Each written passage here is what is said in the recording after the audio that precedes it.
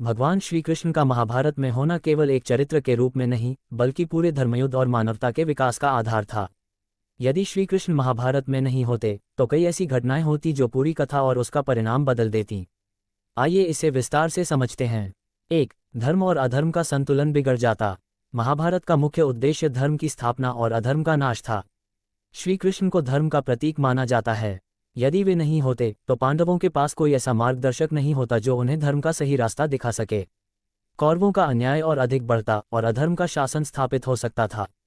2. गीता का ज्ञान न मिलता। अर्जुन जब युद्धभूमि में अपने कर्तव्यों को लेकर भ्रमित हो गए थे, तब श्री कृष्ण ने उन्हें गीता का उपदेश दिया। गीता केवल अर्जुन के लिए नहीं, बल्कि पूरी मानवता के लिए एक जीवन जीने की शिक्षा है। यदि श्री कृष्ण न होते तो गीता जैसा अनमोल ज्ञान दुनिया तक न पहुंचता।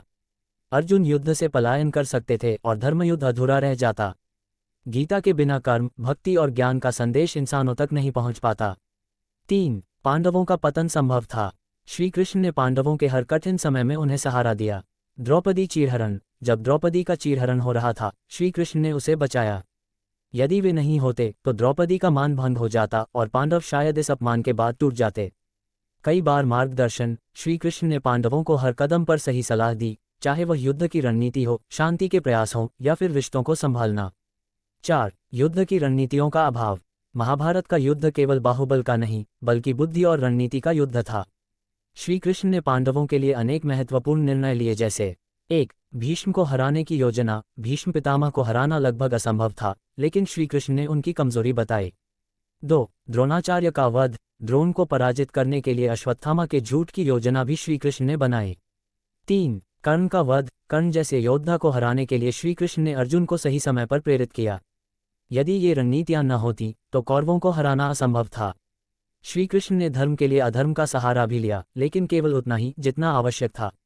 उनके बिना कौरवों का अधर्म और अधिक बढ़ सकता था और अधर्म का शासन स्थापित हो सकता था। उदाहरण, शकुनी और दुर्योधन की चालों को अगर श्री कृष्ण ने तोड़ा न होता तो पांडव उनकी साजिशों का शिकार हो सकते थे। 6. मानवता के लिए प्रेरणा का अभाव। श्री कृष्ण का जीवन केवल एक देवता का जीवन नहीं, बल्कि मनुष्यों के लिए प्रेरणा है। उन्होंने सिखाया कि कैसे हर परिस्थिति में धर्म का पालन किया जाए, कर्म का महत्व और निष्काम भाव से अपने कर्तव्यों को निभाने का संदेश दिया। यदि वे नहीं होते तो ये प्रेरणा और मार्गदर्शन मानव जाति तक न पहुंचता। 7. महाभारत की कथा अधूरी रह जाती। महाभारत का हर महत्वपूर्ण मोड़ श्री कृष्ण की उपस्थिति से जुड़ा हुआ है। उनकी अनुपस्थिति में युद्ध का उद्देश्य अधूरा रह जाता। पांडवों और कौरवों के बीच संघर्ष केवल व्यक्तिगत दुश्मनी बनकर रह जाता। धर्म और सत्य की जीत की जो स्थापना हुई वह नहीं हो पाती। अतः भगवान श्री कृष्ण केवल एक योद्धा या मार्गदर्शक नहीं थे, बल्कि महाभारत के केंद्र में थे। उनका उद्देश्य केवल पांडवों को जिताना नहीं था, बल्कि धर्म की स्थापना करना और सत्य, कर्म, भक्ति का संदेश देना था। उनके बिना महाभारत न केवल अधूरी होती, बल्कि मानवता का इतिहास और भविष्य भी बदल जाता। भगवान कृष्ण के लिए एक लायक तो बनता ही है।